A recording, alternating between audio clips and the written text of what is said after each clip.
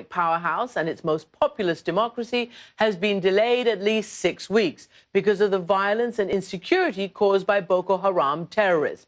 President Goodluck Jonathan has just been speaking with the media about this very issue. Take a listen.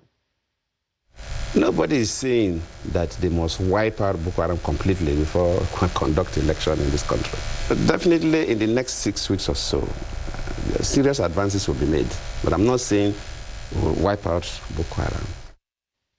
So promising to make the security situation there better for the people. And when they do vote, they will face a difficult choice between re-electing President Jonathan after 5 years in which security and corruption have got much worse in Nigeria, or electing my guest tonight, the dark horse candidate General Muhammadu Buhari, who ruled briefly 30 years ago after taking power in a coup.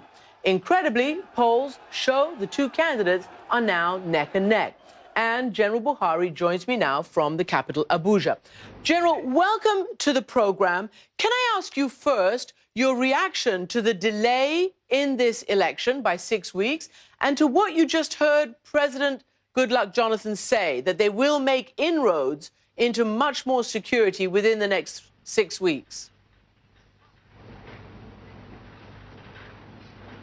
Well, my reaction is that of disappointment, because the presentation made by Independent National Electoral Commission, INEC, was that they are ready to conduct the election on the dates they fixed a year ago. And for them to be forced virtually by the military that they cannot guarantee the safety of their workers, they have to concede to the demand of the military of additional 6 weeks.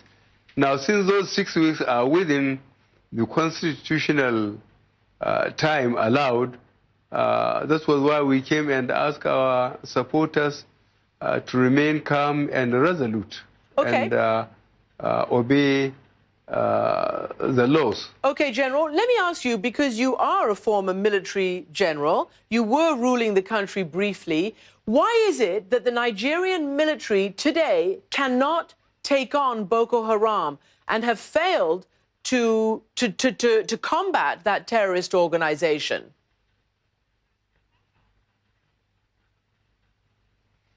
Well, this has been made much more clear when the National Assembly attempted to conduct a hearing after soldiers were given interview to foreign media about being sent to the front without proper weapons.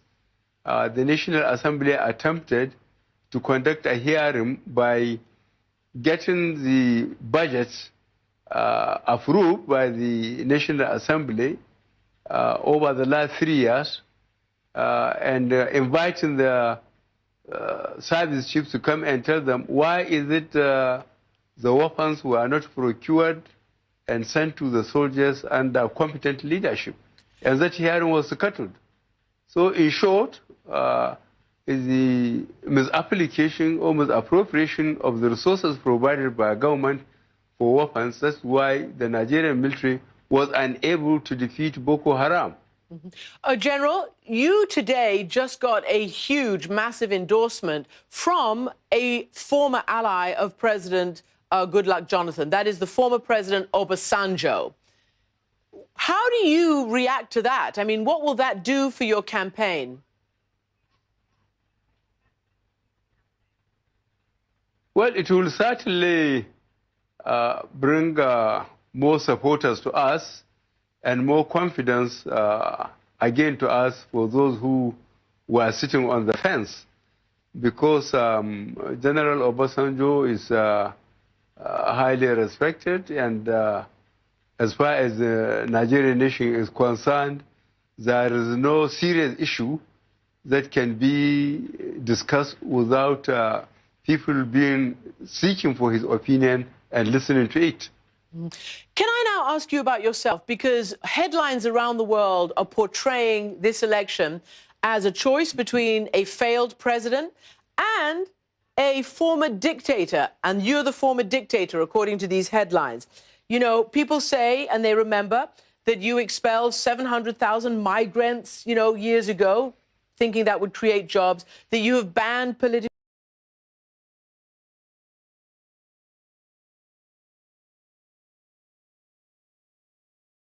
offenses. Have you changed, or is this what the Nigerian people have to look forward to?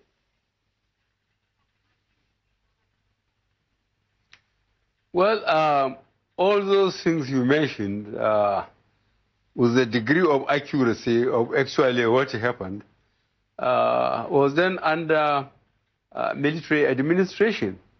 And when that military administration came under my leadership, we suspended as military then a part of that constitution that we felt would be difficult for us to operate under those circumstances. So I don't think, I think I'm being judged harshly as an individual that what happened during the military administration can be extended under a multi-party democratic system. Okay, so now you say you're a Democrat. What do you think you can do to combat Boko Haram and to combat the galloping corruption in your country?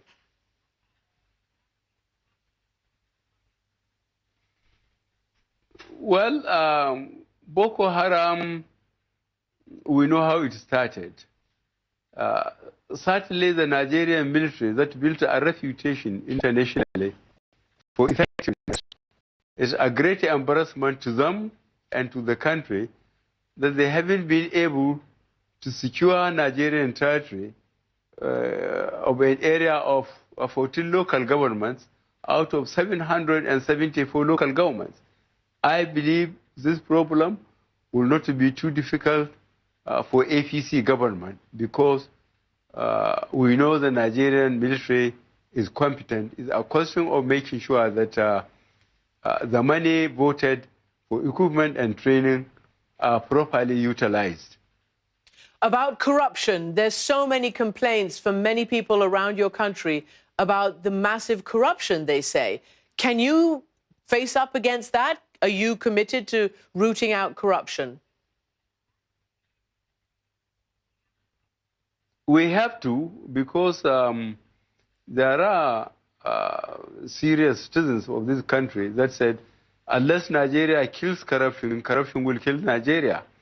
And that is best illustrated by another hearing conducted by the National Assembly on pension funds, question of power, electricity power, and then the corruption in petroleum industry, which the country depends over 90% of its external revenue.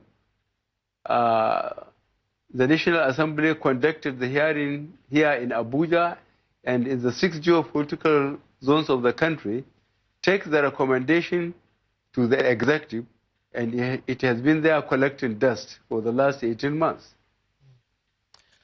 All right, General Muhammadu Buhari, opposition candidate in Nigeria, thank you very much for joining us from Abuja tonight. And a final thought tonight. Imagine a world where cartoons are criminal. It is an all too familiar picture in 2015.